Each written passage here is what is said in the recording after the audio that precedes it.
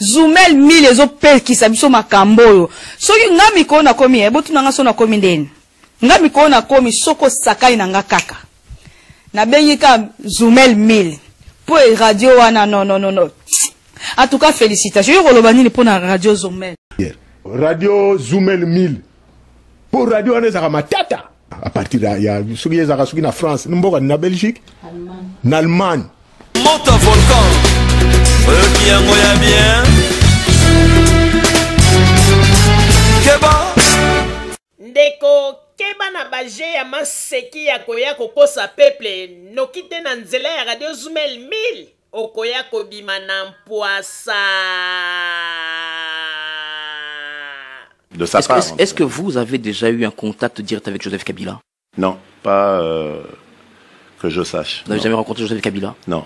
On a appris que vous l'aviez rencontré entre les discussions. Tant pis pour ceux qui le disent. Tant pis pour ceux qui le disent. Moi, j'ai une lettre. Et qu'un ambassadeur, vous avez même conduit chez lui, vous avez discuté avec le président Kabila. Je dis tant pis pour ceux qui le disent. Il y a des témoins qui le disent. Tu mens. Il ment. Pas plus tard que Mikolo et Lekio, même si aujourd'hui il le nie.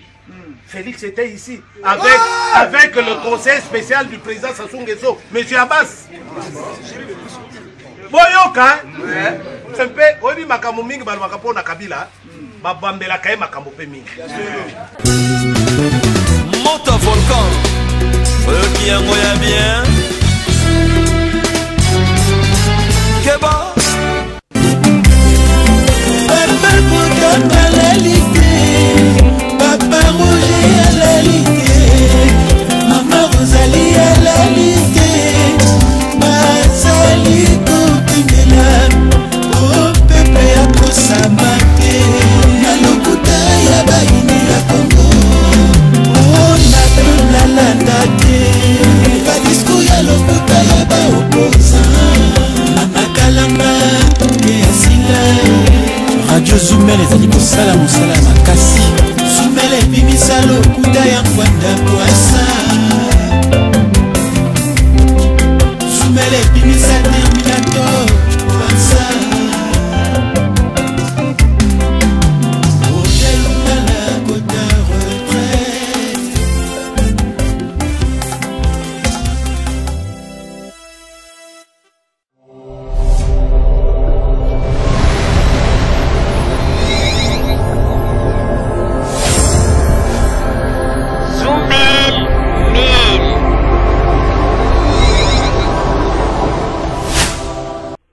Bandeko babolingo mbote na bino baibomisa na kolanda Radio Zoumel 1000.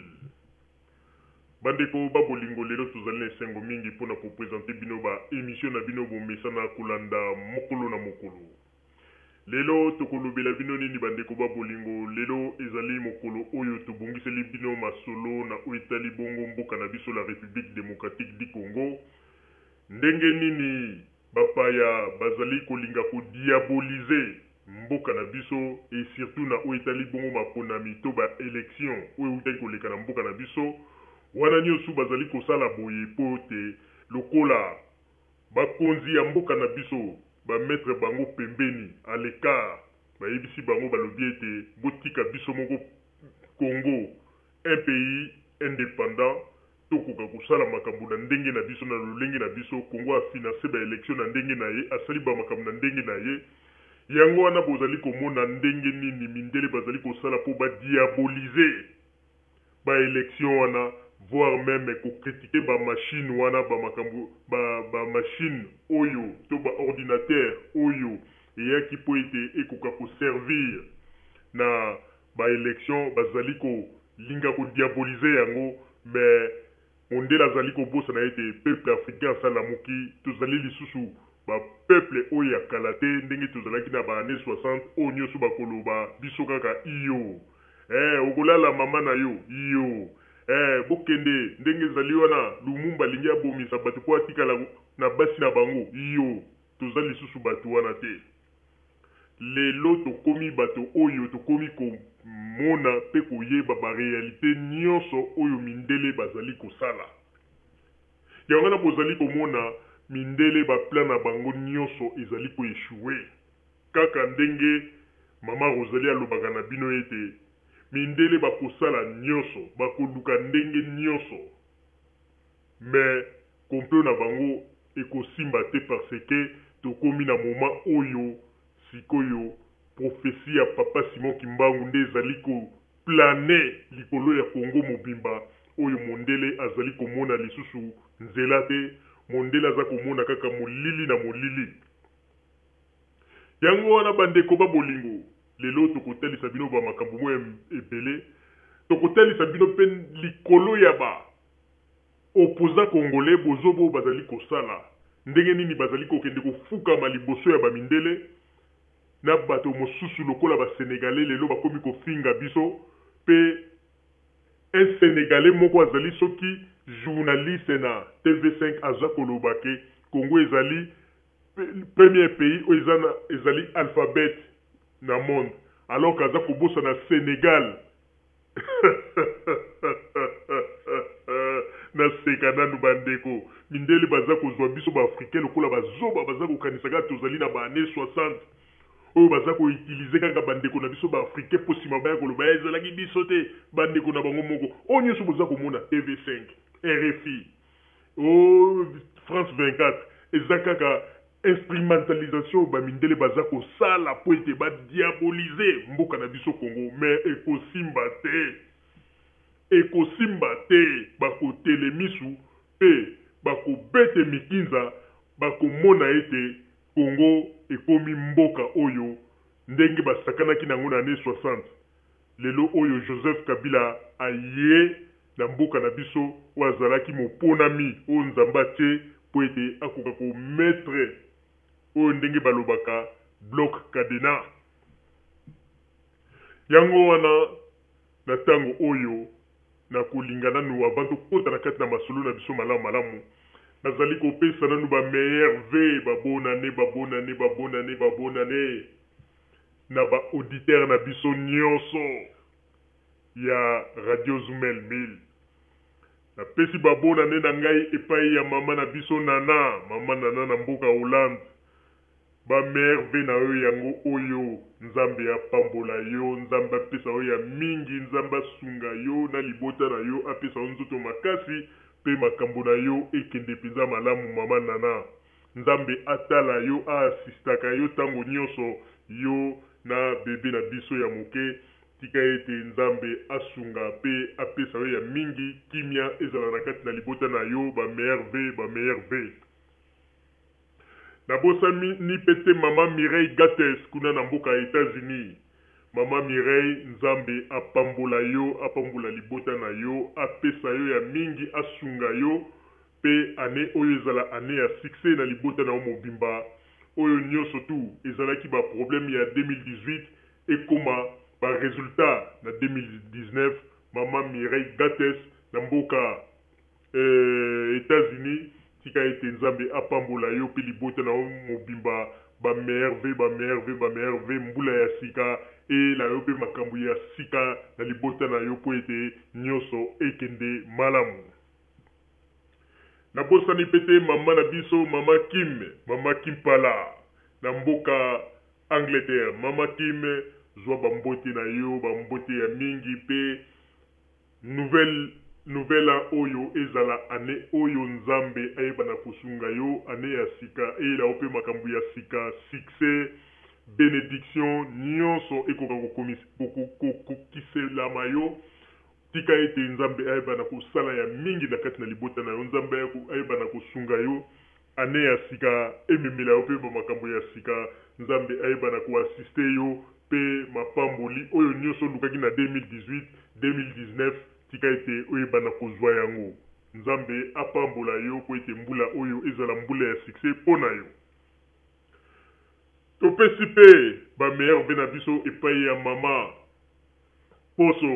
Poso na monsieur Zulu Babela topesi bino bameilleur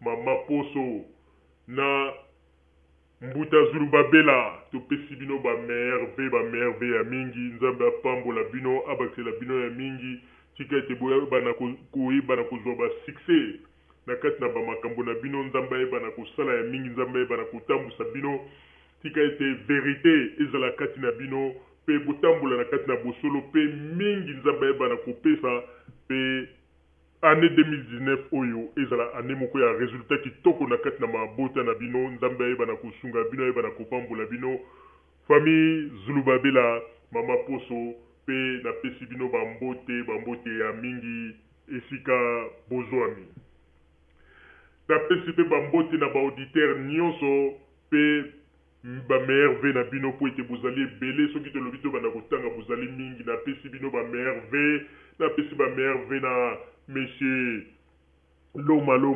bamerve na monsieur Denis Kakoka bamerve na monsieur Pierre Maziza bamerve na monsieur Humberto Vantros bamerve na monsieur na mama na biso mama porte-parole mama Longeni ba Sosila na pesi pe bamerve na biso epai ya bakonzi ya mboka nyonso oyo bazali kosala ete mboka na biso ekoka kotambola ke mondele ayeba na koya lisusu na baje ya koniata biso te bamerve na bino pe na pesi bamerve na ye moko futur président de la République Shadari bamerve toyebi ete nzambe ya kosala ya mingi pe mondele ya koya kofukama po ete aya kobonela parce que Congo ezali mboka oyo babénédiction ezali ya mingi mondele akoya po ete akoka kofukama pe kosenga ba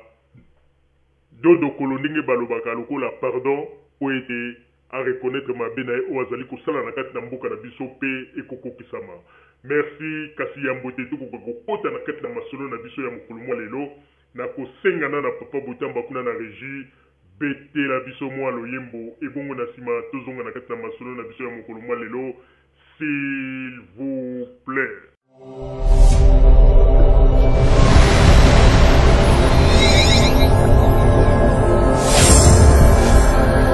Zumel 1000.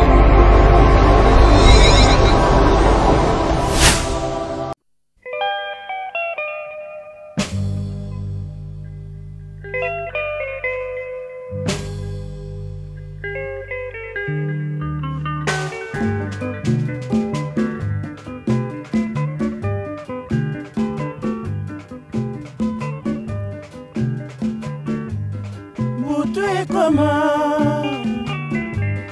dongo etana ngai mwana na mboka mopaya tokokoma na mbula ya sika nakanisi lelo kaferika mabala totikaki nakopanga mingi soki tokokuta suka mbula ezwi ngai na mboka mopaya lelo mpo na mboka nakopo na monoko nakanisi lelo kaferika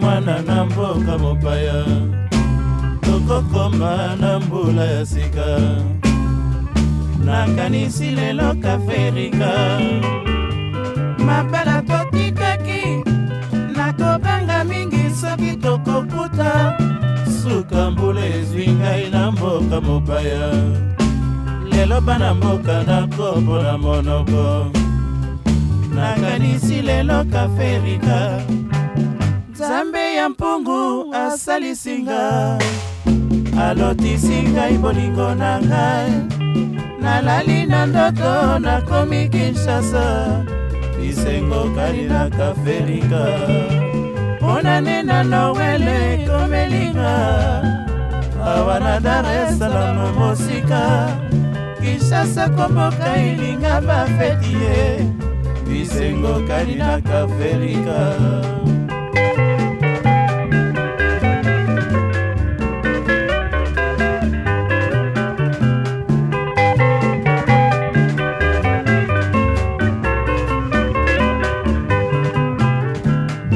Nzambe ya mpungu asalisinga alotisinga bolingo nanga nalali na ndoto nakomi Kinshasa bisengo kani na Kaferika bonane na Noele ekomelinga awa na Dar es Salaam mosika Kinshasa komboka elinga bafeti ye bisengo kani na Kaferika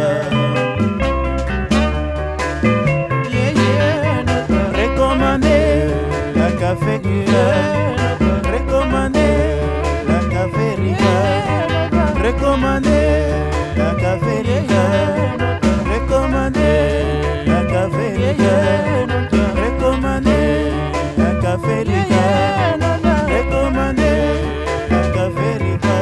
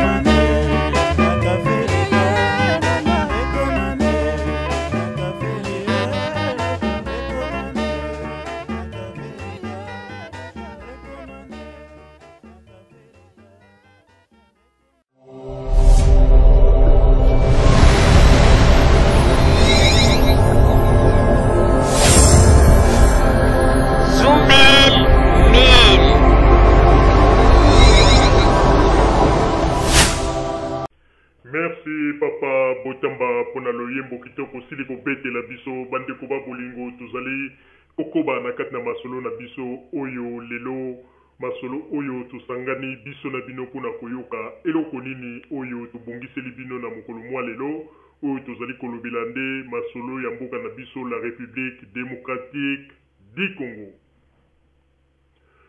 Bandeko babolingo na banzi lelo oyo ebongi malamu boye bayango mingi bakomi kozwa Congo ekomi lokola partage na bango ya gâteau.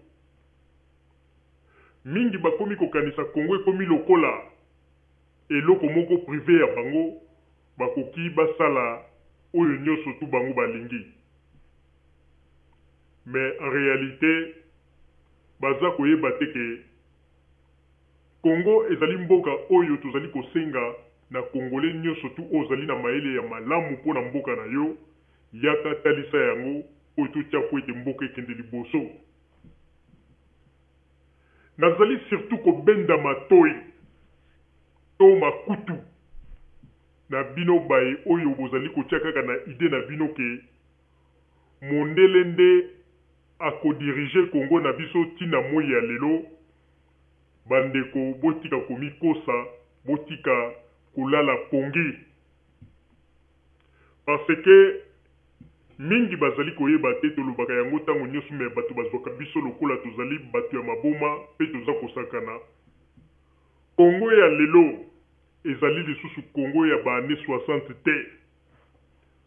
Oyo tango mondela azalaki na priorité. Lelo a décidé alobi ete il faut toboma Lumumba, to utiliser ba peuple congolais, basali ndenge balingi. Il faut lelo tobimisa guerre na côté ya Shaba, basali ndenge balingi. Lelo oyo Congo ekomi kotambola na ndenge ya mystère. Mystère wana bandeko eza na kati ya prophétie ya Papa Simon Kimbangu. Mais tant que tolobaka boye bato mingi baza ko comprendre te eza kolekela bato mosusu basi bakotisa bango religion ya mindele na mitu. Ndeko yoka na yebisa yo eloko moko na ba émission elekaka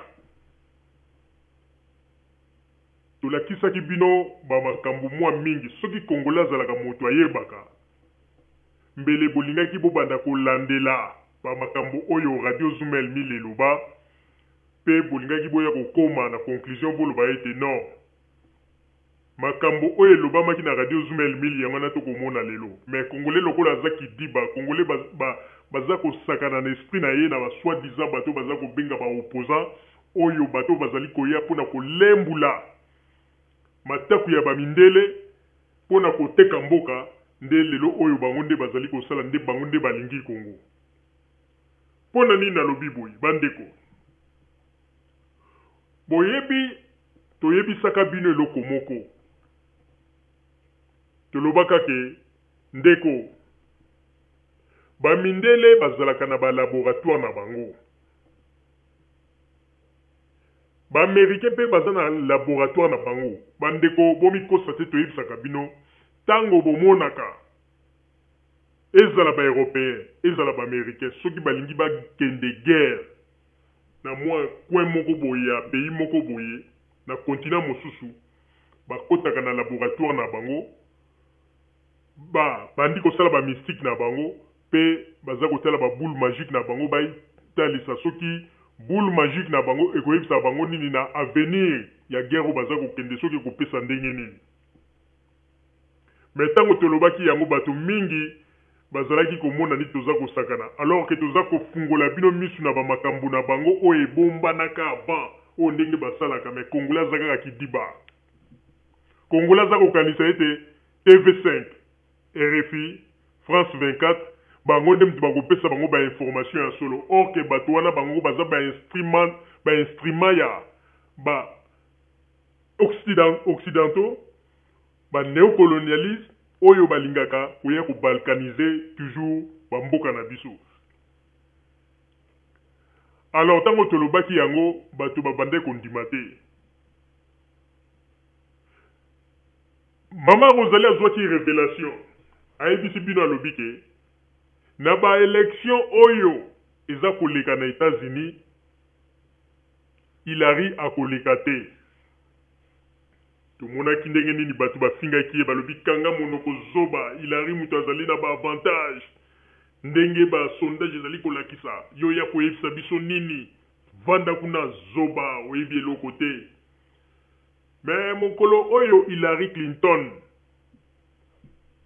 akotaki fuilu to mai bandeko ebele ya bato babenga biso na privé pona koloba mama Rosalie olobaka ya solo Pe boyebi ndenge nini Moïse Katumbi akomaki lolendo tangu Hillary Clinton. Bato baza kopesa ba sondage ka koleka parce que promesse se pesa maki na ba démocrate ke bakotia Moïse Katumbi. Ya wana bomona ki Moïse Katumbi akomaki lolendo. Aza kolinga neti asala neti a prédire avenir ya Congo na maloba na ye. Ba yebaki teke si se bandai kozela ye po ete ebongwanela ye nef.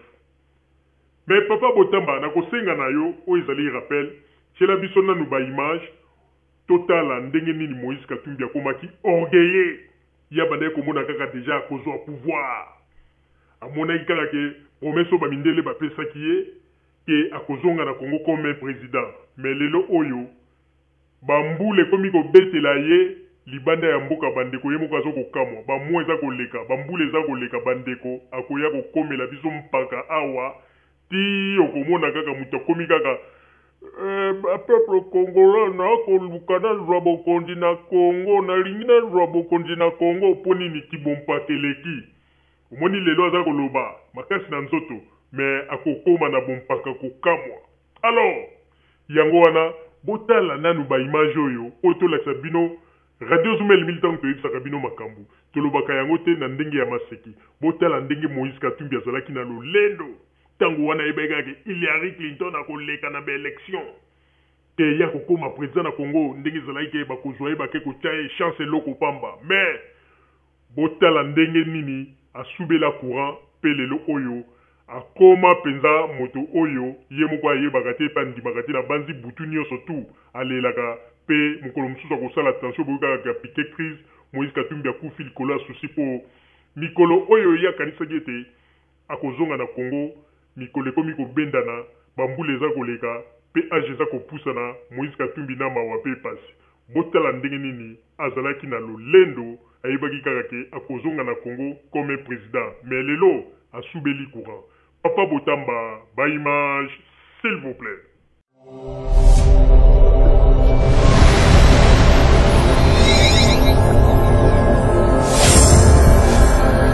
Zumel 1000.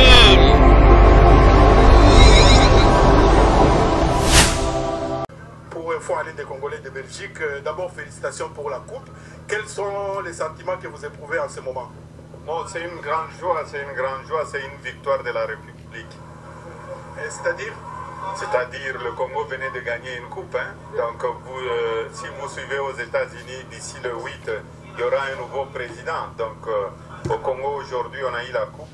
Il reste 40 quelques jours pour le président Kabila pour la première alternance.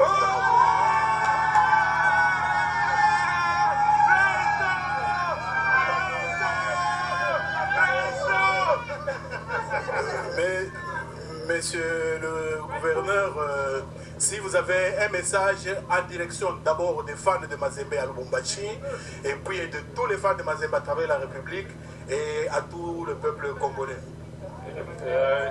Je voudrais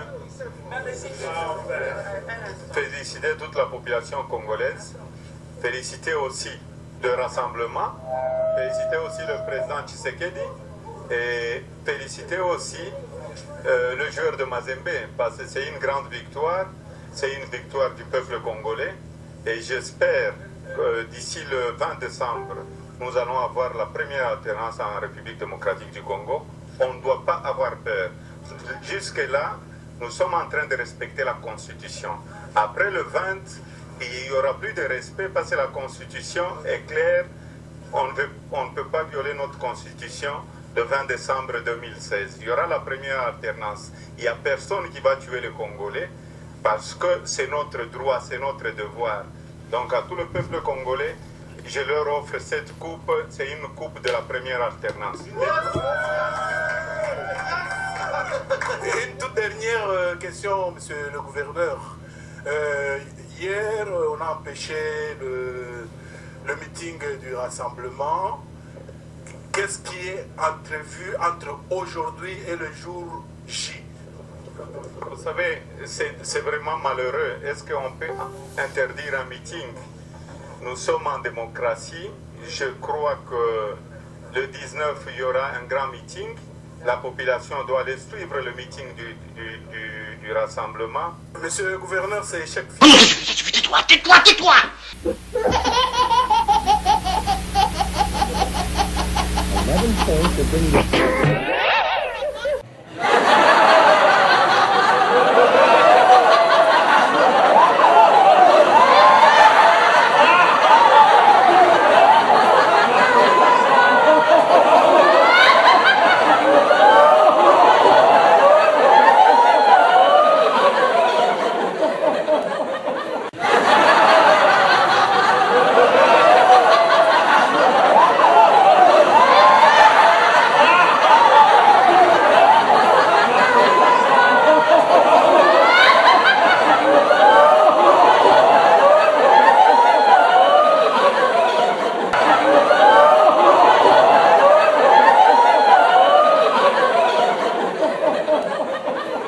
Lukanzela no mosusu kuna sio koma zero Didier Masaya Vatican Adolungu Antra Ela tesa makambo yaka Soto kombe bila ibulu Moli moteo Mundo monaki bibi sheke Wasali koma beteo Gravin Willy Seb Bozo sala lelo Tornise la ngoma ya miswari goteo Ige Bozo mama popo mama Beti Mula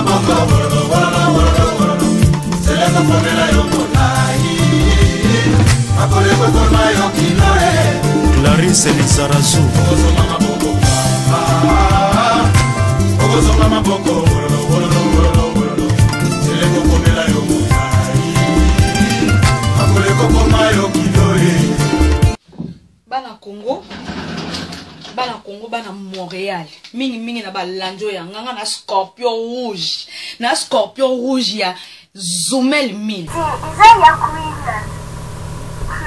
Mama Rosalie pardon na papa Roger botiela biso makambo yo penja botiela biso makambo bandeko na banzi bouti komona bino moko ndenge nini tozali kozongisa bino kaka sima mpona totalisa bino histoire ndenge bandaka ndenge nini Moïse Katumbi azalaka na lolendo ndenge nini abandaki kaka komimona ke ye akomi deja président ya Congo na promesse oyo baaméricain bayebisaki balobi ete biso tokolanse yo bandeko akomaki na balolendo jusqu'à ce que akei koinfluence bato mosusu ba Olivier Kamitatu na bato mosusu bayaki na gouvernement batiki baposte na bango lelo bato mosusu bakoma koregrete makambo yango oyo bakimelaka mboka oyo babimaki libanda bayebi ke Moïse Katumbi akokoma président bandeko eza kobendela bango mikolo voire même juge d'instruction kuna na Katanga oyo Moïse Katumbi afutaki bambongo po ete akima na dossier ya makambo bafundelaki ye juge yango ya mwasi ayaki awa na poto boyebi bino moko ndenge nini juge wana leki meme tina baplateau ya TV5 o balobaki na ngai nasala boye me lelo juge yango ndenge toza koloba bandeko akoma kotelengana na Château Rouge bandeko bayaya mosusu bakoma kobeta ye nango bandeko soki ozaka na lar na yo oke kobaluka kota Château Rouge okokutana na ye bandeko akoma bisengasenga juge abebisa mosala na ye bandeko na mawa na pasi akoma koregrete juge akoma mitelengano kuna na Château Rouge bandeko akoma penza mwasi moko oyo ke ya mutu nyonso bandeko bakoma kobeta ye nango bandeko po omona ete makambo ya Congo bandeko soki olandi yango na loyenge okosutuka pe okotelengana parce que oyo ya Congo ekomi lelo makambo ya nzambe ya prophétie ya papa Simon Kimbangu ndeko soki ozali komema makambo na ndenge ya loyenge ozali kokanisa ete makambo oyo ya Congo tika na mema yango na ndenge ya loyenge ndeko okobela liboma pe okosutuka baopoza congolais nyonso omoni baza kolanda mindele sima mpona koluka ndenge nini kopesa mindele occasion koluyela bango Congo na plateau en nord po ete bakabola Congo ndenge balingi bandeko bakosutuka eloko ezali te bandeko bakobeta mitu bakosala ndenge nyonso eloko eza te masolo ya Congo ekomi masolo ya mystère bandeko soko tchetembe okomona okomona yango. Soko Tchetembe okomona yango. Alors, yango wana naza koyebisa bino bandeko bokeba, bosala keba. Bosala keba. Bomoni ndenge Moïse Katumbi akomi kotelengana. Bomoni ndenge lolendo azalaki na yango ayebaki kaka ke ndenge babimi na Congo kala mingi te Clinton akozwa bokonzi, Hillary Clinton akozwa bokonzi et puis bango bakozonga bandeko mais obomona ete makanisi ya bato ezali ya nzambe te tala ndenge mikolo ekomi kobendana libanda ya mboka. Moïse Katumbi place aza wana naza sire akoka kolala pongi te naza sire ko butu nyonso okomona miso etelaka ye maya miso ekitaka me nani akoyeba kaka nzambe ye moko nde mutu amonaka ndenge azali wana ko bandeko asuki mpenza asuki nzambe abongoli 6 epa na ye komi 9 bandeko bango bakanisaki kaka ndenge baza koya ngulungulu boye baza kozwa bokonzi na Kongo ekomi nango kaka ligablo te ligablo moko kaka boye batiki ale mutu nyonso akokoya ale akomi kaka propriétaire nango mais Moïse Katumbi ayebaki te ke Congo eza kotambola na nzela ya prophétie ya Papa Simon Kimbangu ndeko soko boyi bakomona shit na yo ndenge nini okozinda ekomi masolo ya nzambe baoyo nyonso tu bake nsima ya baoccidentaux mpona kolinga koteka Congo bakoya kopesa bainformation ya lokuta na ba-TV5 RFI oyo esika baza kopesa bango occasion mpo balobaka n'importe quoi mpona Congo bokosutuka mpe bokozwa eloko moko te. Congo eza ya nzambe na minute oyo. Mama Rosalie napesi yo maloba. Merci Papa Roger pona kopesa ngai maloba bandeko babolingo. Tout d'abord ya mbote na koka kokota na kati na lisolo malamu nazali kopesa ba merve na ngai na ba auditeur na ba auditrice nyonso ya Radio Zumel 1000 oyo balandaka biso ope oyo bapesa confiance na biso.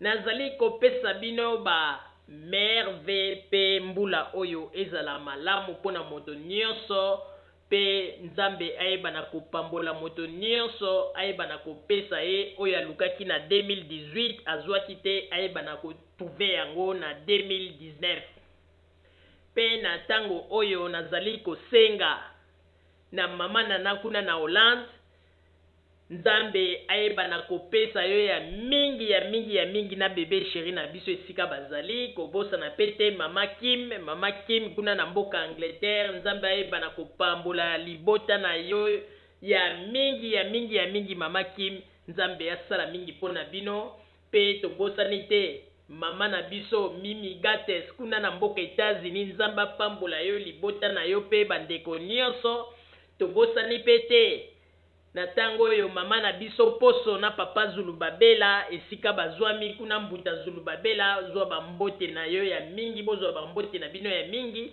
nzambe apambola bino pona mbula oyo 2019 pe na pesi ba auditeur nyonso ba merve monsieur Pierre Maziza papa na biso Denis Kakoka pe papa na biso Loma pe papa na biso Humberto Vandrons pe ba auditeur nyonso ndenge na monde na tous les 4 coins ya monde na pesi bino bambote oye wuti bongo na équipe momba ya Radio Zumel 1000 na nzela ya Mama Rosalie bandeko pona oyo etali bongo makambo oyo Papa Roger wuti koloba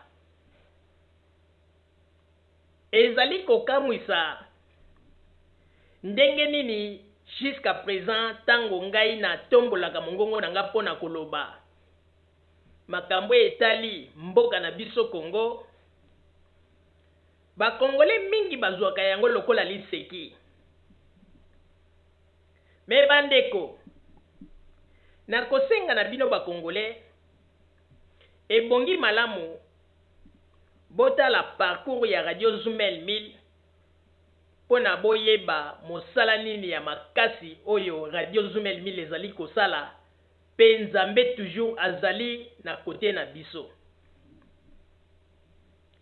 bandeko mingi basalaka neti ba ignore mais boyebaka teke Radio Zumel 1000 yango nande yango nde esilisa force ya bakombata awa na poto.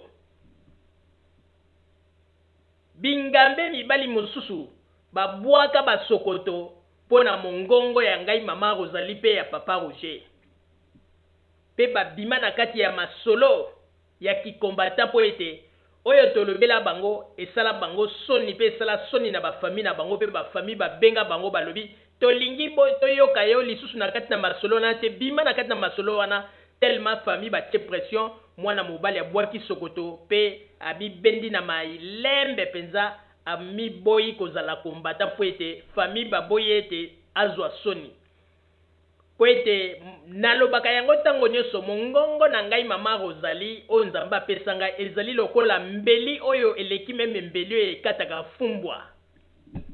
Soko otie tembe ndeko ezala ozali nani soko ozali kotambola na nzela ya mabe soki ngai na fungoli mongongo na ngai pe na lobi na fungoli monoko pe na lobi ndeko omatokita okokweya ata balobi ete okunda bakisi quelque part okokweya yango wana na masolo ya Congo bandeko botikaka liseki ndeko soko tietembe olobi ete na masolo ya Congo oya kosala baventure po ete mokili mona yo sambela nzambe mokolo wana nzamba la musanga iteke na croise yo na chemin na ngai po une fois na kotiaka na kati na kombo na yo na kati na monoko na ngai na lobi soko oza kotambola na ndenga mabe ndeko kokweya na yo emonisami. Nazali koloba te pona me vante me nazali koloba po ete nayebi nazali na elembo oyo nzambe atia kati na ngai na lobaka makambo pona Congo pe makambo wana ntango ngai na lobaka efungolaka banzela pe ekwesaka bayebanso oyo bazali lokola banguna ya Congo. Bandeko nalingi koloba boye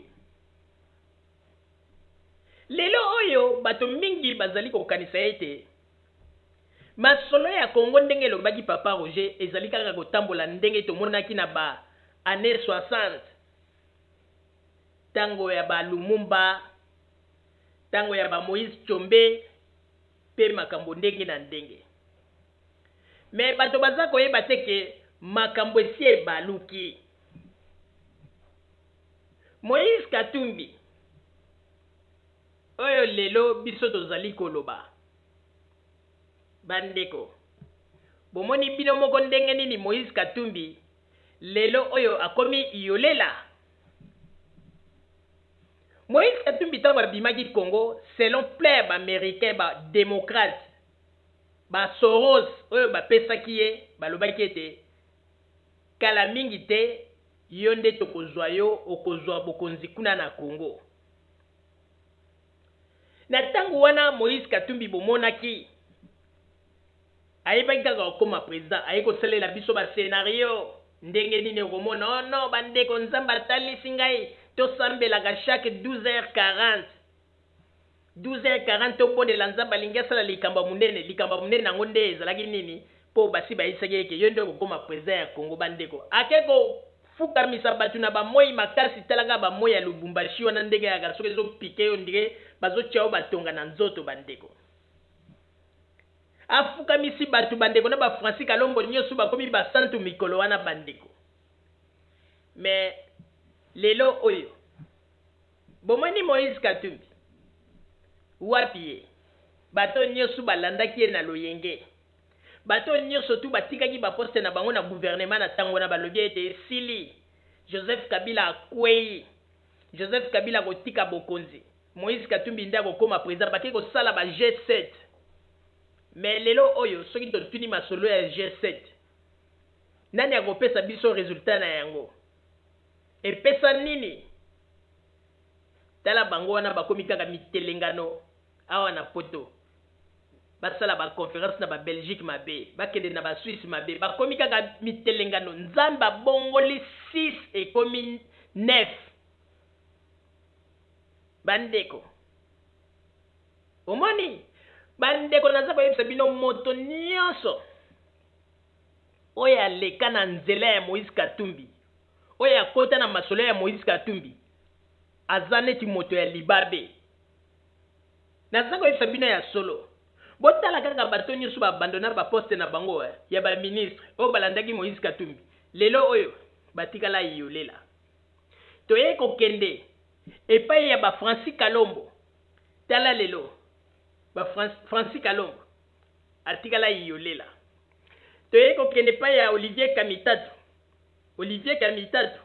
yolela kutu suki ya pembe bandi kobota bandeko mukolo mususu balobi Olivier Kamitatu ebisi Moïse Katumbi alobi nduku tala sikoyo na bamakambo ngo ndenge eza kokende biso tokanisa ekozala dardar mindele bapesa ozala kaka président ozwa baposte me ekomi kokende bambula ebele ngai mpe suki ya pembe ekomi kobota na mutu ekosalama mokolo nini Moïse Katumbi kaka na elobeli na ye ndenge ya malema bango bamindele balobaki tozela kaka na kokoma président bozela kaka kokoma président me ndenge ngai mama Rosalie nalobaki bokonena Moïse Katumbi oyebi Moïse Katumbi ndenge azali wana ko nazokosa bino te mpona masolo ya Kongo ko akoma komona yango ekoma neti kindoki moko boye elekelaka ye mpe andimaka te ke na mbata oyo nyonso asali akokaki kokemba boye na libanda me azoyeba te ke eza masolo ya Nzambe kombo na ye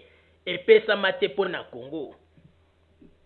Moïse Katumbi azolota azoreve azokanisa ete ndenge azalaka pêcheur ndenge azalaka spécialiste okanga bamabundu ndenge mpe akoya kokoma spécialiste mpo akoma président asalaka ba surprise me azoyeba te ke masolo ya Kongo na bopepi mbisi bokeseni ezali makasi.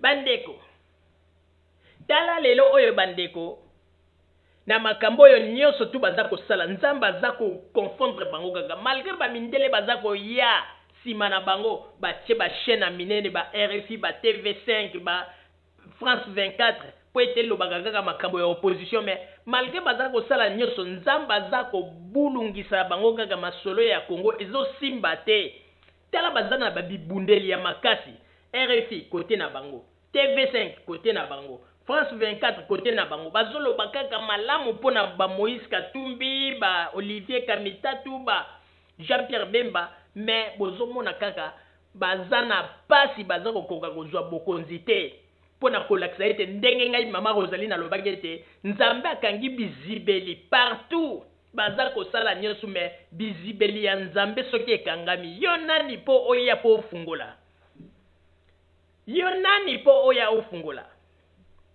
bandeko ndenge ezali wana basi bayebi ke Shadari abattre bango na ba record ya ba point na ba élection tala ndenge bazali kosala ba manœuvre mpona koluka kolela deja ke basali tricherie boye mais ekosimba te po ete mabongisami ya Nzambe eza kaka ya Nzambe o Nzambe abongisi moko te na mokili oyo akokoka kolongola yango. Moïse Katumbi atangamaka te po azala président ya Congo il fallait azongela masolo na ye ya kokende kopepa mbisi to bolobi mbisi mais aza koyoka te bandeko naza koezongela lisusu likambo bokanga yango bomoni bamindele oyo bautiliza bamedia na bango ba TV5 bamakambo ebele mpona faveur ya bato ya opposition lokola tozokende na modele oyo bato ya opposition bapesi bango eloko te mindele batravaillaka na perte te mindele batravaillaka na perte te mais boyoka kaka Moïse Katumbi lelo bango bakozwa ye lokola mwana na bango penza bebe na bango bebe chéri na bango tango bango bakoya ko remarquer masolo ya Kongo komeli bango kilo ke o bango bakanisaki bakozwa na Kongo bazwi te Moïse Katumbi bakolukela kaka problème moko pa justice ekomi kolandela ye bakobloke bambongo na ye po ete bazwa ngo na compte na ndenge ke bambongo bango bazali kobimisa mpona kosela bango bapromotion bakozongisa yango Moïse Katumbi nde akofuta nyonso bokanga makambo na koyebisa bino lelo mokolo bokoyoka kaka ke mindele bakomi contre Moïse Katumbi bakomi koloba likambo moko contre Moïse Katumbi obalandela ye na justice boyebaka ete moma yango ekoki oyo balingi babenda ye bambongo na ye mpona bazwa nyonso ezonga na compte na bango po ete mindele batravaillaka na perte te. Yango wana bandeko babolingo oyo tozali koloba boyebaka yango ete nzambe azazoba te. Botala ndenge lelo oyo ndenge nalobaki ete mutu nyonso tu oyo akenda nsima ya Moïse Katumbi azwa na ye succès te. Botala mama oyo ya juge Ramazani oyo akimaka na Katanga na Lubumbashi oyo ayaki kosela biso ba scénario bayebisaki ngai boye basoldat baye balebisala boye mpona boye na lokuta bandeko. Tala lelo mama wana ndenge atikala akoma kotelengana na France. Mama oyo Ramazani ndenge boza komona na bilili akoma kotelengana bandeko bakoma meme na kolala ye po azwaka mwa bambongo ya mike pa ba jeune garçon oyo kutu bakokanga ta kopusa na penepene na ye te. Lelo oyo tokomi koyoka ba masolo ke mama yango akoma spécialiste ya masolo ya lokota mpata kuna na France. Kaka ba Congolais ndenge bazalaka kaka ke ake abimi na ye okomona kaka mon cher mama wana za somo na système ya technique ya lokota mpata. Mama wana za somo ayebi ba masolo ngo penza bien. Soko mama ngo asaleli technique ya lokota mpata ndeko lobi kokende koluka lisusu mbongo po zonga. Tala juge akomi technicienne ya lokota mpata na ba masolo ekobo. Basili kopesa ekombo technicienne ya mama lokota mpata. Yo zalaki juge. Lelo oyo bakoma koyebela na ba masolo lokota mpata kuna na Paris na France. Omoni tala esika Moïse Katumbi akomisi ye. Yangala tolobaki onyo sozo koleka sima ya Moïse Katumbi azomona clarté. Azomona clarté. Balobi juge yo somo na masolo ekobo azama kasi bandeko ba Congolais nyoso tu ekoma lokola bitumba okomona moto soki bato baye baza kozela bandeko akoma kozela kaka mbongo na Moïse Katumbi ye moto akimisaki mama yango bambongo malonga pesaka ete mama yango akoma ko regretter akoma koloba même na bato mosusu ke nakoma ko regretter eloko nini etindaka ngai nakota na banzela oyo ifale na batela mosala na ngai. Mama kanisaki ete soki ye azwi bango bakomisa procureur de la République. Mais tala ba masolo ya Moïse Katumbi bomoni suka na yango ba Francis Kalongo nyesu bakanisaki ete bakozonga na Congo bakokoma boye. Omoni nzamba akangeli bino bizibeli. Lelo yo mama oyo ya juge Ramazani oyo babande kopesa respect. Lelo komi awa na poto tala ba jeune baza kosangana na yo bakomi koyeba yo kozali spécialiste ya lokota mpata. Webi ke mokolo mosusu nga na komi kaka na Paris boye ba garçon moko boba ko beta ba masolo babi juge wana somo na ebaki te kezalaki mama kaza babi juge wana somo azola kisa ba position moko okondima te juge wana ta soko zana ata sengi yo 100 okokende beta kaka muto luka mbongo ya bandeko. Balobi azana somo système lokota mpata ngana tuni papa système ngo lokota mpata ngwasala ndenge nini mwana ngwa mobali ya ebisinga lo bia mama mwana explique te pour comprendre te bongo obongwa ma mobali pour que donc mona makambu mama na salaga azana ba position moko ko ndimate wepike na kamwe elekelinga na lobi tala ndenge Moïse Katumbi ayiko sukisa mama oyo juge Ramazani na mawa pe pasi mama oyo tala ndenga komi kotelengana ezali mawa papa botamba chela biso siko ba image totala ndenge nini ba makambo ezali kotambola ndenge nini bato mosusu bazali kolinga kosakana na Congo likolo ya ba miette oyo ba mindele bazali kolinga kopesa bango po ete Congo ezala balkanisé mais nzambe akofungolela bino visibilité. Ba image s'il vous plaît papa botamba.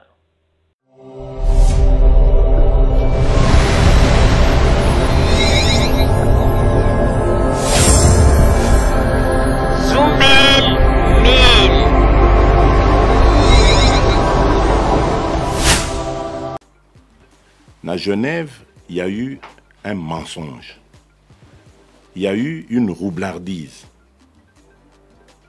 Nous avons été grugés dans le barana français, c'est-à-dire tromper biso. Il y a eu une tromperie.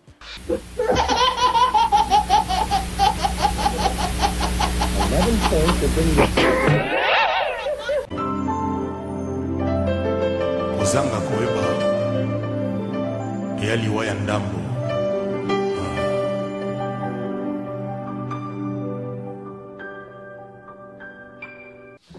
bana Congo bana Montréal mingi na balanjo ya nganga na Scorpion rouge ya Zoumel 1000 Mama Rosalie pardon na papa Roger bo tiela biso makambo yo penja bo tiela biso makambo bandeko ye Félix sikoyo nde ayeko yeba ete masolo yango ya Genève bakosaki bango po kaka lokola bandime yete to kombo na ye bimaki te azala représentant ya opposition yango na nde sikoyo ayebi ke bakosaki bato. Et puis bandeko babiloko aza koloba po mona kaka bato moko baza na mesure penza ya ko diriger Congo te. Na banzi na makambo nyonso tu o Félix alobi to aloba soki bolandeli yango nde boko ya koyeba grandeur ya président Joseph Kabila vis-à-vis ya bato baza ko bibenga soit disant ba opposant. Na banzi bandeko oyebi un opposant soki akomi déjà moto ya bilobela boya aza koyeba te eloko nini aza koloba pe aza ko perdre contrôle na makambo aza koloba moto ya boye akoki kozala na mesure ya kodiriger Congo te.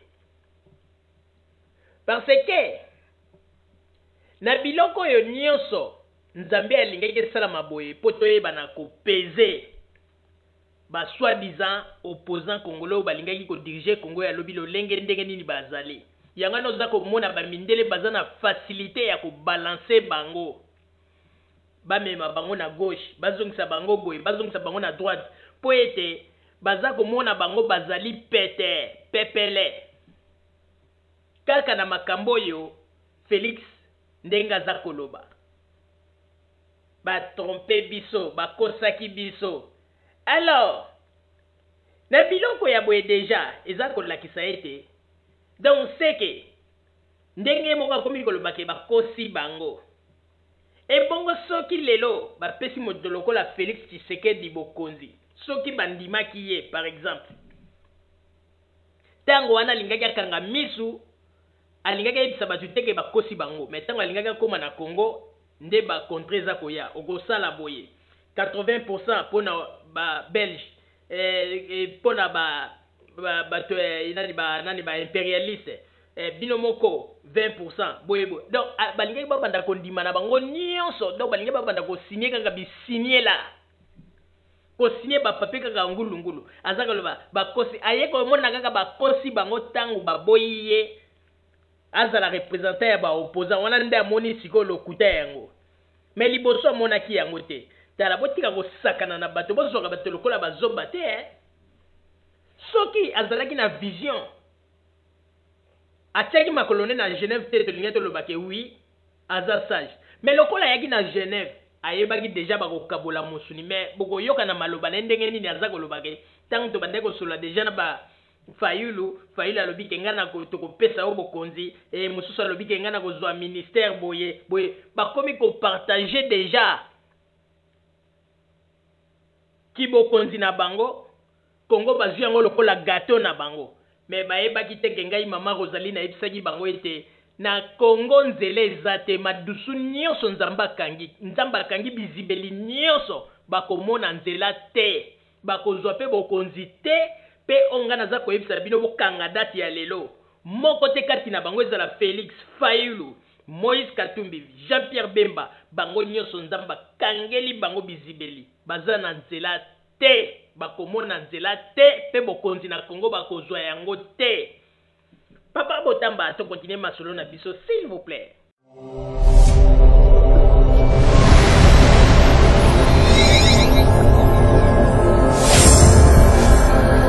Zoumel 1000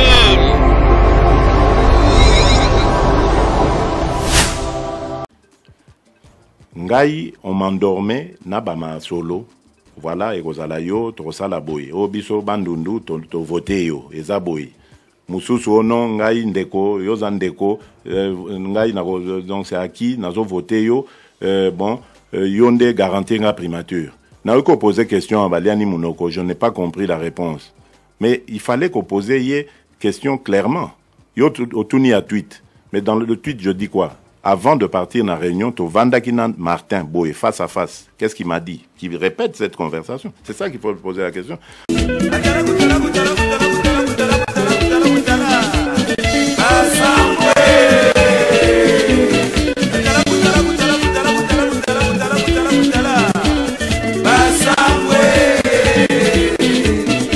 Alors, on dit des gens, oh non, voilà, Boza, Boyebi, valeur, mais c'est pas la première des valeurs, et ça, Koloba vérité, à ce que je sache. La première des valeurs, Ngaï, ceux qui n'akuta ina Moutou, je commence par lui faire confiance. Parce que Naebi était, je me dis, Mouto yo, avant, na se méfier naïe, il faut, Natalana, nous, soki, Aza, Moutou, Ayebi, valeur, ya honnêteté, valeur, ya beau. Donc, je fais confiance. Tant que Moutou na moni au premier force le bananga boy, je te promets ça, tu s'engager. Je te fais confiance. Pourquoi les indécis doivent voter pour le candidat numéro 20? Donc, non, je vais y arriver. Mais nazo bandana nous, parce que il faut qu'on balaye dans le Lokwana. Et Lokwana, et Dieu merci d'ailleurs, les lots vérité bando bima, et bimisa biso loko là, batumoko, baza respectueux, ya ba valeur te, ya ba engagement te. Oui, Félix.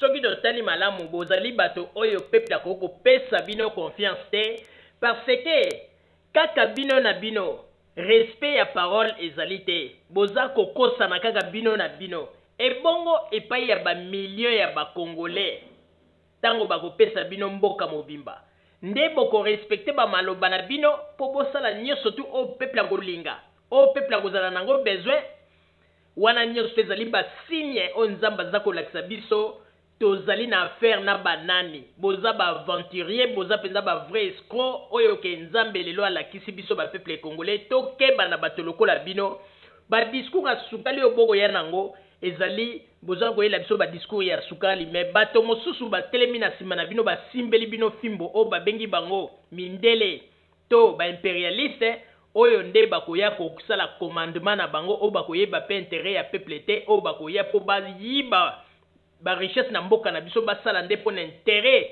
ya bana na bango wana poto ba makambo nyonso. Alors eza déjà ba signe nzamba la kisi biso bino na bino kutu bokoki kopesa na solution te na ba corps na bino e bongo nde ya ba peuple congolais nde bokoya ko salisa biso bokoya ko pesa biso nde solution bozwa biso lokola bazoba te nzambe asi alakisi biso pe ayebi atalisi biso lolenge bozali bato moko oyo ke tokoko pesa bino confiance te na mboka na biso Congo. Papa Botamba to continuer masolo na biso s'il vous plaît. Faux. D'abord, texte wana sokotali ezali celui qui trahit. Mais qu'on retire signature eza ko trahir te. Et pourquoi signature wana se retirer? Mais j'ai retiré ma signature parce que justement, Nazamuta ba valeur. Et d'ailleurs, j'ai entendu que Martin Fayou il a dit l'ex doura c'est l'ex. Oui. Toza na salle, na monique banamai ba monter scénario na bango. Toza na salle, na monique banamai ba monter scénario na bango. Nzambe merci, Nzambe merci, Nzambe merci au sauver biso na kati na monoko na ngando. Vraiment Congo lingaki penza ekende na kati na libulu yonga kaka langage bana mai bandeko bozomo na kaka basine oyo nzamba zotalisa biso oke ezolakisa ete to biki na kati ya munoko ngando bandeko peuple congolais alingaki kokota na kati na munoko ngando bandeko boyoka kaka langage bana mai donc kompango ya Congo ko babandaki kolinga bateka Congo ko bazwa gâteau mobimba ba pese pa ya ba impérialiste bana mai boyoka kaka ba langage bana mai to yokani na bana mai nde batu ya boy ba ko bongisa Congo boyoka kaka langage bana mai bandeko tokumisa nzambe tolingaki tolela tokumisa nzambe tolingaki tolela yoka kaka langage bana mai oyo nyonso tu nzamba sali yango a tie bango mopepeya bakabwana po nini nzamba yebaki deja ke batoyo soki atiki kaka bango basangana bakongole bakoya kolela après po ete oyo bakoya komona na mboka na bango mawato boyoka kaka balangage bana mai oyo balangage ya bamiyibi te bana mai bozoyoka te bana mai balangage ya baescro tobiki na kati ya liwa tobiki tokumisa nzambe papa botamba tokontinue masolo na biso s'il vous plaît bana mai évidemment bake ko brandir babiloko na bango wana qui au passage d'ailleurs est un serment d'après kulutu nanga moko boye qui est dans les histoires de la franc-maçonnerie wana atuninga bimeleki nani akomposaki texte oyo ya bino ya engagement ngabi na invité biso pe toaki na salle to monika keye ba non yango yo l'opposition cheval de Troie néocoloniale des Katumbi et des autres les Bemba les Tshisekedi tous ces gens là qui font honte au continent africain qui font honte à la politique qui croient qu'on peut gouverner son pays il faut aller se déshabiller devant les occidentaux bandeko boyoka kaka ta bino moko ndenge nini Félix aza koloba ke batuni ngai balobi meleki papier oyo bosinyaki nani asalaki yango ate biso pe toyebi na biso te tomonika papier yango ekoti ye awa baye kopesa biso mpo nini tosinye bandeko eske na balangage ya boye bino bakongolais bokoloba bozali en face na batu oyo un jour bakoko défendre Congo na biso ou bien bozana ba aventurier ba incompétent bandeko boyebisa biso nana comment expliquer yo mutu okei na réunion ya munene na oyo etali mboka na yo mais oza koyebisa batu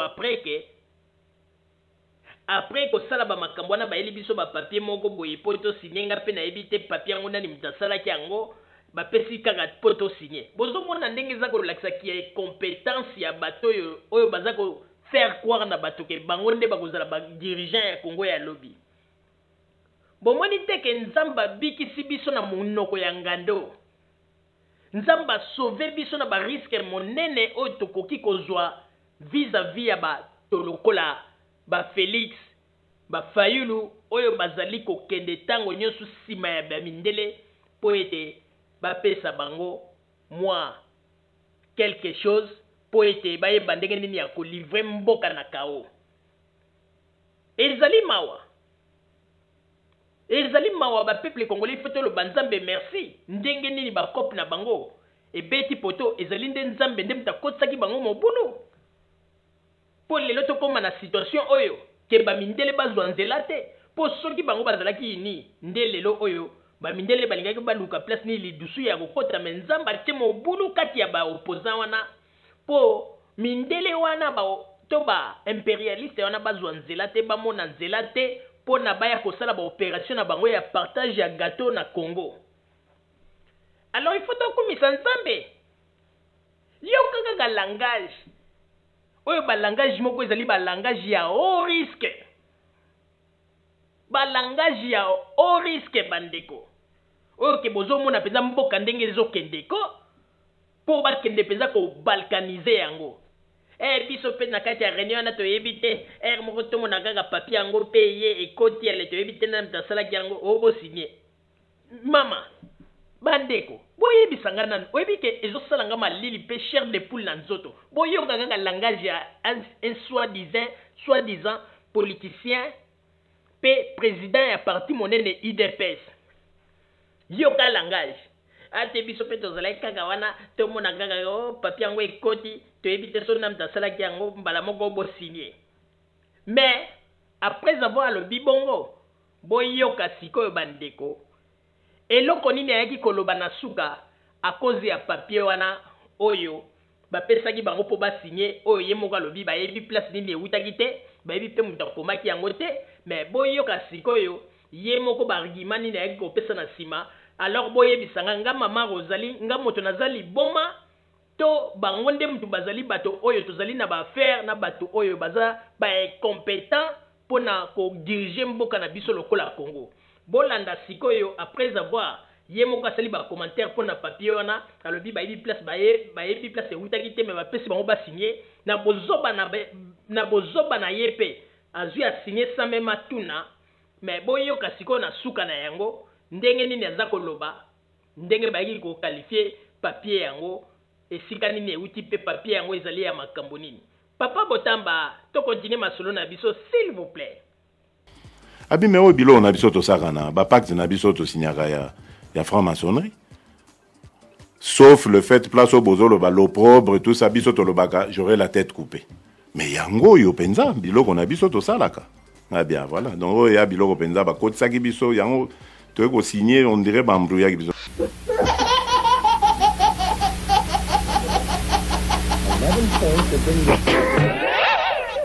L'opposition cheval de Troie néocoloniale, des Katumbi et des autres, les Bemba, les Tshisekedi, tous ces gens-là qui font honte au continent africain, qui font honte à la politique, qui croient qu'on peut gouverner son pays, il faut aller se déshabiller devant les Occidentaux. Bon, ça c'est une parenthèse. Donc pour dire que quand on a retiré nos signatures, tu trahir Moutouté. Puisque la preuve d'ailleurs, quand on a fait Nairobi, Tozongia, Tala peuple Yago Yambabiso. Alors donc, on a trahi qui? Et loko bakotisi na mitou yabatu et les gens commencent à penser que ah bon, et surtout que n'engue toi qui paye pour la machine à voter ou enfin avec ou sans n'engue toi ko lobana ah bien au moni balembo ngakabila bosiko awa bango bakomi paye avec ou sans machine à voter bakotia peka libaya balembo ngana. Voilà comment la politique congolaise est tournaka. L'opposition cheval de Troie néocoloniale, des Katumbi et des autres, les Bemba, les Tshisekedi, tous ces gens-là qui font honte au continent africain, qui font honte à la politique, qui croient qu'on peut gouverner son pays, il faut aller se déshabiller devant les Occidentaux. Bandeko, na banzi bouti koyoka bino moko ndenge nini, bato oyo bazalaki koloba ete bangonde bakoya na mboka na biso po bapesa peuple solution na bamakambo bazali na yango pe peuple akoma malamu mais botala kaka bino moko balokuta oyo bazali na yango bango na bango oyo ezali kolakisa ete jamais bato ya boye bakoki komemela peuple na biso solution na ba cinéma oyo nyonso tozali komona ndenge bazali kosala. Bandeko oyebi ke bato oyo bazali penza na motema moko ya mabe ya kibondoki tokokoloba ndenge nini bandeko bato oyo bazali komona lolenge bapeple bazali kokende kokufa innocemment mpo na likolo ya badiscours na bango. Bondima machine te po machine wana ezali boye tricherie machine wana boye baza komona bato baza kokende kokufa bavandi nie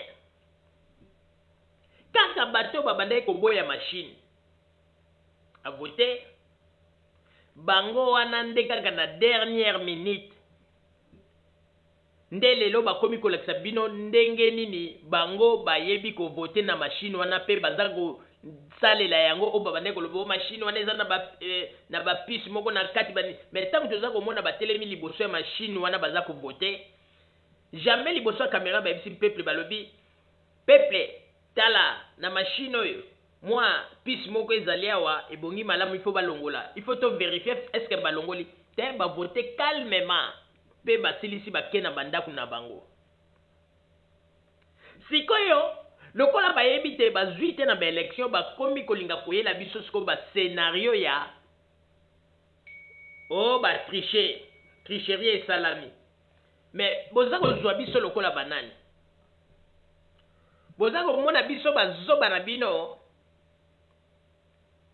boza bapoliticien te boza ba homme d'affaires oyo boza koya koluka intérêt likolo ya mboka Congo intérêt na bino personnel pe bozali batoyo tango bozali kosalela mindele bozali kokanisa mindele wana nde bango nde bakomemela biso solution alors que kaka ba mindele wana bango nde bazalaka na Mobutu boyebi ndenge nini mindele wana na ba intérêt ba kozwa na mboka na biso peuple atikalaki na kati na pasi peuple anyokwami lokola mindela ngo pe bazalaka mayele mingi soki peuple akomi kosala neti atomboka baza kolakisa kaka botala makambo eza koute pa président na bino mais baza kobosana ke na masolo ya kati bango nde bamindele wana bayaka mpo na kozwa baintérêt nyonso tu ya mboka komema yango epa na bango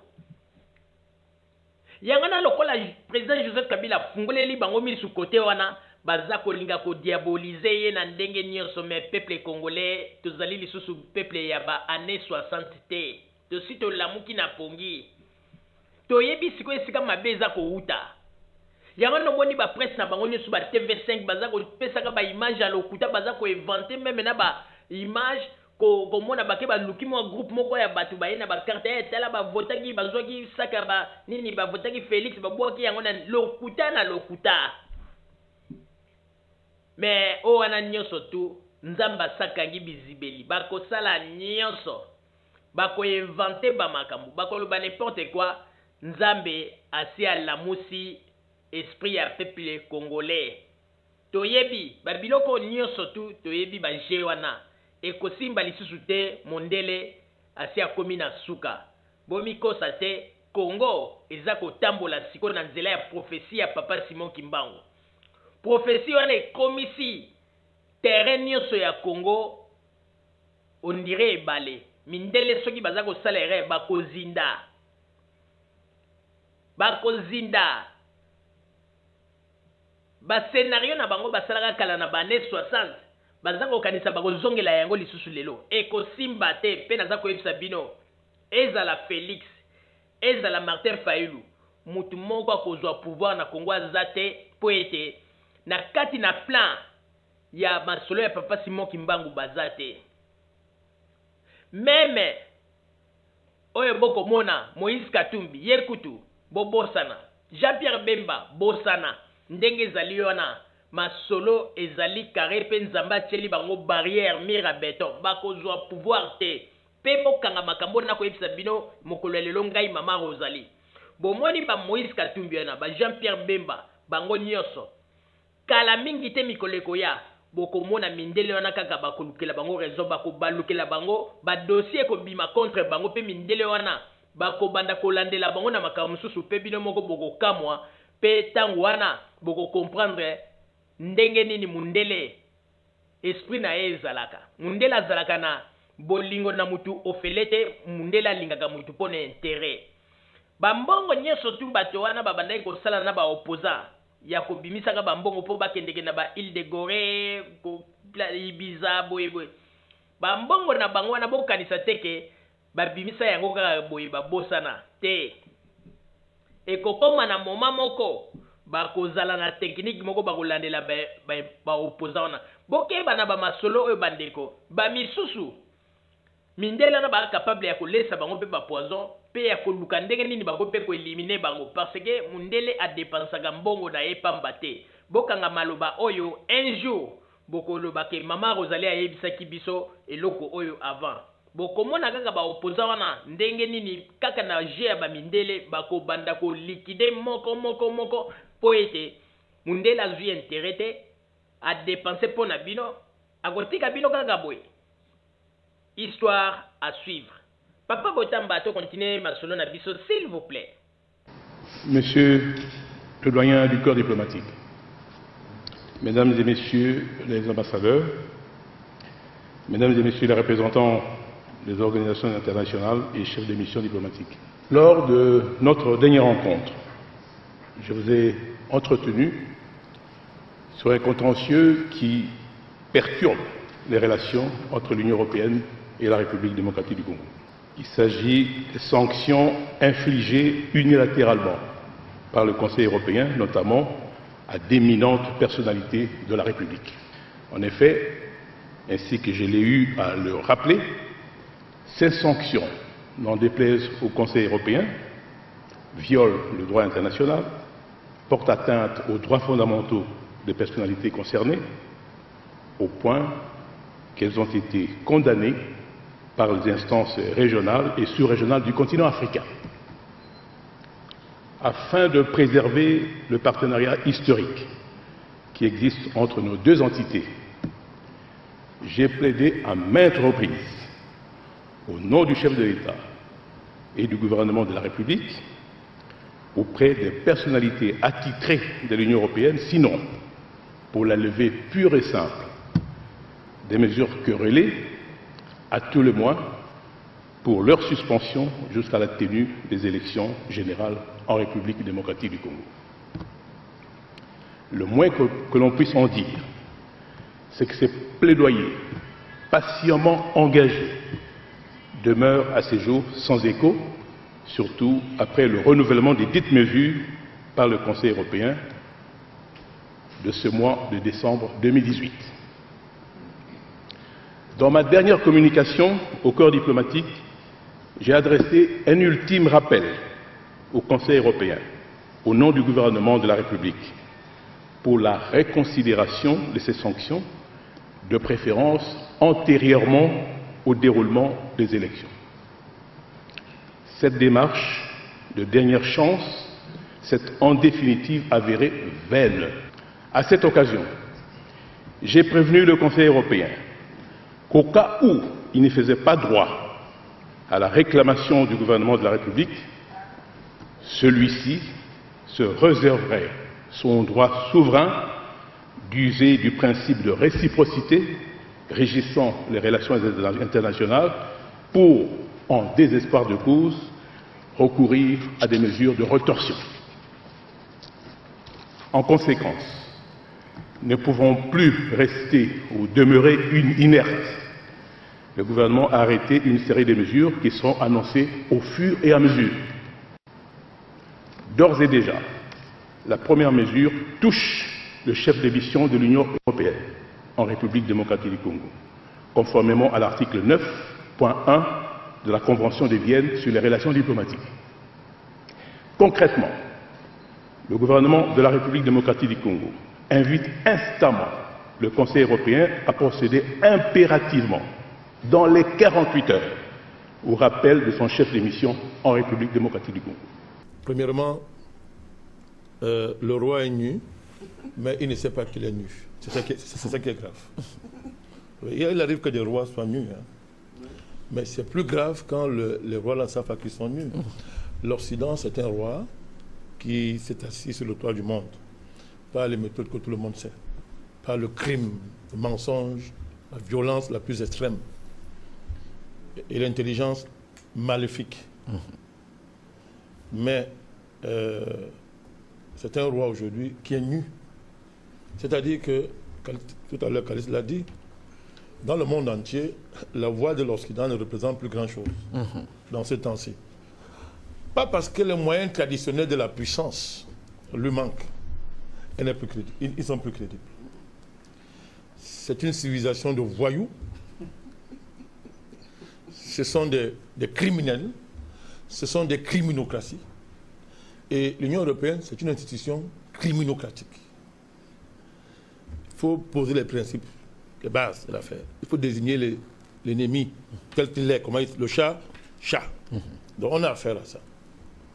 Et pour le cas principe de la RDC, c'est les petits banquiers avec Rothschild qui pleurnichent, qui se lamentent et qui pleurent, et qui font comme on dit au quartier, que bon, au quartier, tu vois, on dit qu'il ne faut pas humilier un grand. Quand tu humilies un grand, si tu bagarres avec un grand, tu le tapes. Bon, ne l'humilie pas. Donne-lui une porte de sortie. En RDC, ils avaient programmé l'échec du président Kabila. La restauration néocoloniale totale en RDC. Ramener le pays un siècle en arrière sur le plan de sa souveraineté et de son indépendance. Cette indépendance est déjà formelle, mais il y a des acquis historiques que les luttes de ce peuple, n'est-ce pas, ont permis de posséder. Et il était question, dans un contexte international où l'Occident est complètement déclassé, de se servir, comme elle a fait dans l'histoire, de l'Afrique pour tenir le rang face à la Chine. Pour essayer de tenir le rang face à cette globalisation qu'elle ne contrôle plus du tout. Donc, alors il fallait donc recoloniser le Congo, restaurer le pacte de Léopold II dans sa brutalité telle qu'on l'a connu dans le siècle passé. C'est de cela qu'il s'agit. Kabila s'oppose à ce projet. qu'on l'aime ou pas, il s'oppose à ce projet. Et ce qui tout du temps encore donc à voir, cet acharnement inexplicable contre le camp. Malgré le retrait de sa candidature, puisqu'on sait que... Or, le génie politique du président Kabila les a désarmés. Ils sont perdus, ils ne savent pas quoi faire. Même le cheval de Troie, une partie du clergé là, c'est ce voyou de Mosengo là. Donc, c'est-à-dire que complètement perdus, ils ne savent pas quoi faire. L'opposition cheval de Troie néocoloniale, des Katumbi et des autres, les Bemba, les Tshisekedi, tous ces gens-là qui font honte au continent africain, qui font honte à la politique, qui croient qu'on peut gouverner son pays, il faut aller se déshabiller devant les Occidentaux, il faut être porté nu comme un verre par les Occidentaux, placé au pouvoir, c'est-à-dire que éclater, cette opposition éclatée. Et ils sont, c'est-à-dire que même les chefs d'État qui les soutenaient dans la sous-région ont honte de les soutenir désormais. Le président Kagame qui portait cette opposition-là, si on prend son cas, il a honte. Vous me dites que je soutiens, il a honte. Il reste quoi? Pour revenir, faire du bruit, pour que Malek, pardon, donnez-nous un peu. Nous avons déjà dit ici, je l'avais dit à l'ambassadeur américain au Cameroun, que si tu as fait une demande ta part, on va te donner. Mais demande poliment, fais pas le bruit. La même chose, l'Union européenne, déclassée en RDC aujourd'hui, la RDC s'est tournée dans une diversification extraordinaire de son économie, des partenariats, s'est tournée vers l'Asie de manière profonde. Et Kabila a montré, le président Kabila a démontré que on peut faire sans vous. Vous n'êtes plus si important que ça. Donc, au lieu de venir en plein, dire que pardon, non, notre part, ils font des sanctions qui ne servent à rien. Parce qu'il faut le dire, ça ne servira à rien. On peut se passer de ça. Comment pouvez-vous en être? Non, ça sert à rien. L'Union européenne, ça pèse quoi dans l'avenir du monde aujourd'hui? C'est quoi? Ils effraient les gens en Afrique, ils ne pèsent rien. Je vous dis que en termes de partenariat aujourd'hui, la RDC peut ignorer l'Union européenne. Ils le savent, ignorer. Souvenez-vous, on a fait ça ici au président du Soudan, Omaya Béchi. Mais nous avons résisté, non? Moi, ça me plaît même. Moi, les sanctions, là, c'est le bienvenu. Pour que la RDC montre qu'on peut se passer cette histoire à l'Union européenne. Et que désormais, quand des rois sont nus, et ne savent pas qu'ils sont nus, bon, il faut les habiller. Il faut les habiller. Mais on ne peut même pas les habiller parce que ils savent un peu ce qu'il faut. Ils sont prétentieux, alors qu'ils ne perdent pas. L'Afrique est en train de les échapper. Les combats d'arrière-garde, ça fait sourire. L'Afrique est en train de les échapper. Et vous avez le cas. Puisqu'on vous dit que si les élections se passent bien, on peut revoir. Ça veut dire quoi, elles passent bien? Ils n'ont pas 5 francs là-bas qu'on leur a demandé pour les élections. Vous savez ça, non? La RDC finance les élections. Oui. Ils n'ont pas de représentants là-bas pour dire que... de commission, comme observateurs, oui. Observateurs. Comment ils vont savoir que ça ne va bien passer? Il y a, quand on le dit, Bachir, il y a le principe des sanctions. C'est pas possible. Quelle est cette histoire? Depuis, est-ce qu'un pays a le droit de sanctionner un autre? Sur le principe. Alors, maintenant, est-ce que l'Union européenne, cette organisation, a le droit de sanctionner la RDC? Non. Non. Je vous dis, ce sont des criminocraties. Il n'y a aucune raison. Il n'y a aucun fondement aux sanctions internationales imposées par les pays occidentaux. Parce que tout ce qu'ils reprochent aux autres, ils le font en pire. Donc, je vais plus loin. La jurisprudence Bemba. Revenons-y. Les mêmes gens nous ont dit ici que Bemba, c'est un criminel contre l'humanité. Monsieur Bachir, nous on ne les a rien demandé. Ils l'ont attrapé, ils l'ont amené, ils ont dit que non, c'est un criminel contre l'humanité. Et un matin, à cause de leur projet politique en RDC, ils se réveillent un matin et disent que non, bon, on crée une jurisprudence. Tu n'es pas directement responsable de ces morts. C'est-à-dire que même si tu donnes l'ordre, c'est pas toi qui as tué. Sors, va embêter Kabila, sors. Qu'est-ce qu'on reproche avec Ramazani? Au nom de quoi cette jurisprudence même n'est pas valable pour lui, puisqu'il n'était que ministre de l'Intérieur. On l'a vu avec l'âme, aller tuer quelqu'un directement. Monsieur Bachir. Non, moi je ne parle pas en l'air. Débat intellectuel, on débat ici. Bemba, le cas Bemba. Je parle devant un juriste. On nous a dit que Bemba, c'est un grand criminel, c'est un tueur, on l'a enfermé au moins 10 ans. Et maintenant, on dit que non, on annule les actes. On s'est trompé pendant 10 ans, nous on n'avait rien compris. On s'est trompé. Tu n'as pas tué directement les gens. Tu n'as pas tué directement les gens. Donc, tu n'es pas responsable. Et puis, il n'y a même pas la preuve. Ramazani est ministre de l'Intérieur. Vous l'avez vu en train de prendre un fusil. Est-ce que quelqu'un le tué? Il agit dans le cadre de responsabilité étatique. On parle de quoi? Étatique. Si c'est le cas, mais arrêtons tous les tueurs de la planète, des criminels, ceux qui s'engagent directement comme les Sarkozy, comme les Obama, les M. Macron, les Bush, les Cameroun, tous ces voyous-là qui s'engagent pour tuer les gens, détruire les nations, créer des océans de sang. là où il n'y a pas de raison pour le faire. Je termine avec les ONG. Oui. Je pense que nous avons déjà démontré ici que aucun Africain sérieux n'est pas accordé aucun crédit à Amnesty International, Human Rights Watch. Ce sont des organisations de voyous. Je dis bien de voyous. Parce qu'ils ont dévoyé le concept des droits de l'homme, ils l'ont dénaturé, ils l'ont mis dans le service d'un voyou international, M. George Soros, qui était un brigand du grand chemin. Tout le monde connaît ça. Donc, se faire prendre en charge par ce monsieur, avoir des financements par les multinationales criminelles, qui font des crimes partout. Et se présenter en organisation qui lutte pour la défense des droits de l'homme, moi ça me fait rire. Il n'y a qu'en Afrique où on accorde du crédit à ces ONG. Il n'y a qu'en Afrique, dans les endroits dans le monde, qui considèrent Amnesty International, qui considèrent Human Rights Watch, qui considèrent ça. Il n'y a qu'en Afrique où on considère ces choses, mon cher Bachir. Donc qu'on soit clair, nous, notre génération, n'avons rien à voir avec un type de comportement des dirigeants africains qui ont accompagné l'impérialisme. Mais en même temps, nous nous mettons à la place de ces dirigeants en tenant compte du contexte dans lequel ils ont eu à prendre certaines décisions. Et nous disons que l'actualité de l'impérialisme actuellement, c'est que le receleur en chef, l'organisateur du vol au niveau mondial, le grand capo du tutti, comme disaient les Italiens, n'a pas de leçon à donner à des sous-fifres qui ont commis un seul crime, c'est de ne pas savoir voler. Monte volcan, qui en goya bien. Keba. Bandeko. Na banzi bo witi koyoka ba analyse ya solo oyo. Ba africain. Mosusu o bazali kutu ba congolais te bazali ko sala. Ba analyse ya kitoko pona o etali mboka na biso me biso moko bato bazali ko mi benga soi-disant ba politicien congolais ba kokagata ko sala ba analyse ya boyete. Congolais azali kaka makasi ya kokende ko lembula mataku ya ba occidentaux po ba pesa e ba miette mais Congolais azali ko yeba valeur ya oyo azali na yango na mboka na ete. Yango wana bandeko, tango ngai mama Rosalie na papa Roger tolobaka, ata omoni Congolais dindi na kati ya kazaka, amamiki cravate na kingo lokola lolemo ngombe, ndeko, kozala na somo te po ete oloba ete, oui, nazali devant un homme te. Congolais azali kaka moto yo, vanda na ye, po oyeba sima mikolo, oza na affaire na nani.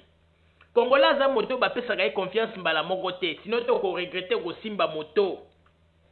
Pona na babiloko ya boy. Tala bato nyoso tout au monde akawe. Baza ko latela bato bakazaka o ba opposant ba politicien ba Jean-Pierre Bemba mais botala ndenge ba désarmer bango. Bango bakanisaka mokile mona gate bozobo basalaka mais bomoni bato oyo mitweza ko sala ndenge nini ba bimisi bango batalisi kibolumbu na bango na ba occidentaux bato bakendeke po balembula bango ba mataku tangu nyonso po ete bapesa bango ba miette mais bango moko bakoyeba teke mindele nde mutu bakoki koya kofukama po ete richesse toza nango na Congo mindele bakoki koya te biso do yaka kofukama po bango nde siko bazwaka oyo eza na mboka na biso bapesaka biso ba miette ezali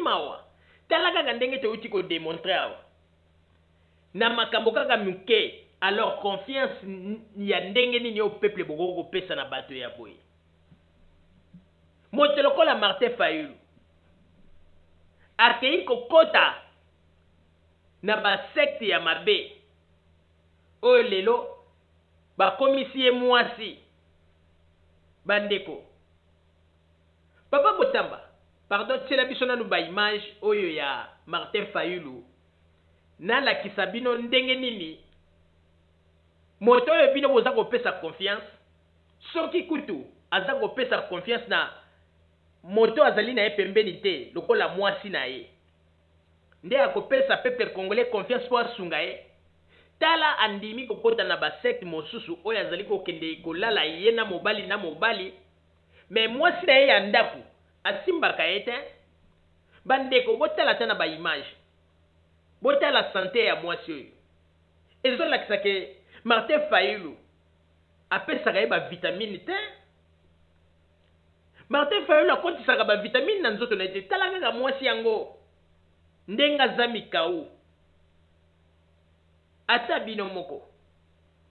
Mpo nini ntango Martin Fayulu aza kowuta kuna basi balali ye lokola mwasi akoya na ndako alembi.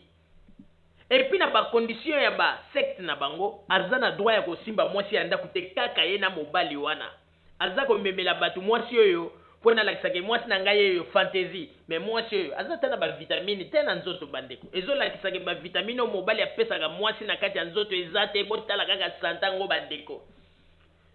Soki balobi ete balongola ye babilamba na batika mwasi yango bolumbu biso nyonso tokoganga awa mpe bamisusu bakokwea na emotion. Me tala ba makamba kosala moto oyo azali kolala ye na mobali bazwa Kongo bapesa ye. Polo bia ye kokotisela biso système ya mibali na mibali babalanaka. Soki ye moko kutu mwasi oyo ya ye moko bandeko aza kotala ete kosimba ete bandeko. Nga naza mwasi na yebi mwasi oyo botala ye malamu bandeko.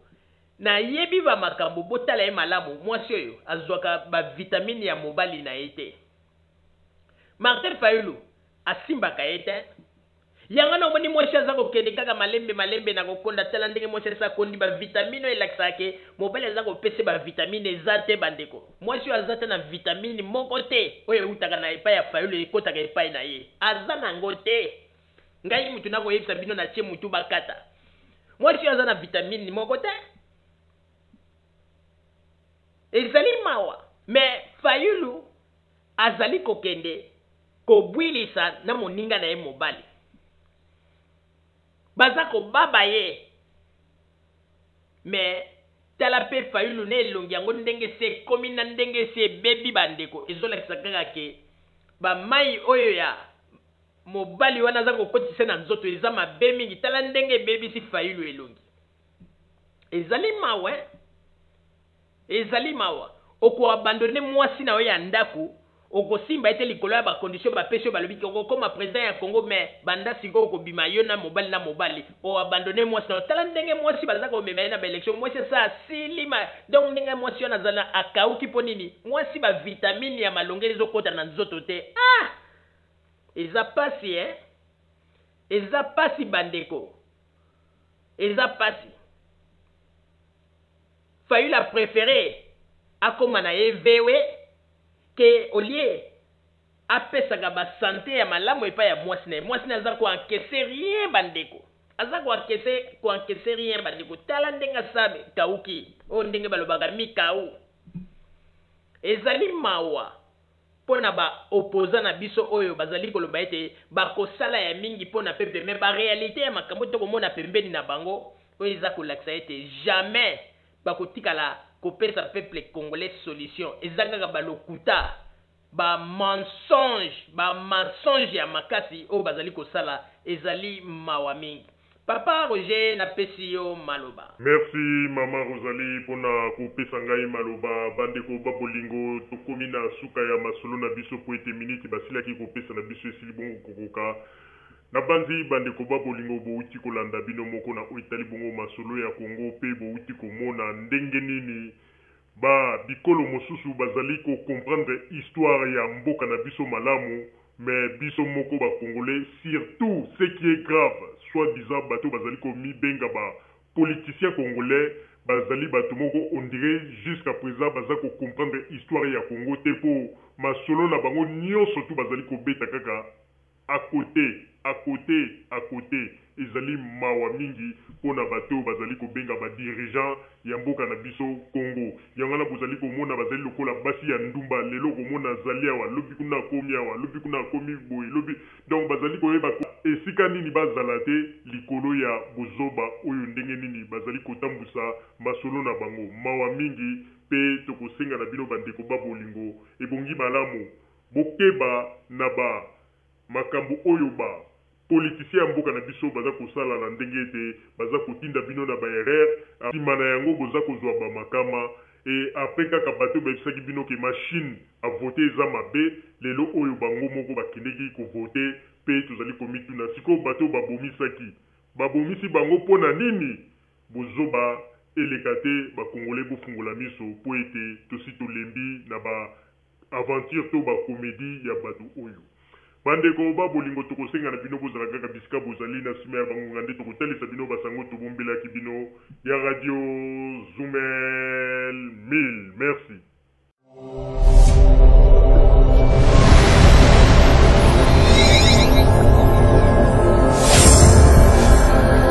Zumel 1000. Zumel 1000 ezopekisa biso makambo oyo soki nga mikolo nakomi ebotuna nga so nakomi ndeni nga mikolo nakomi soko sakai na nga kaka nabengi ka Zumel 1000 po radio wana non en tout cas félicitations yo koloba nini po na radio Zumel radio Zumel 1000 po radio wana ezaka matata à partir ya soki ezaka soki na France mboka na Belgique na Allemagne Monta volcan, qui a bien.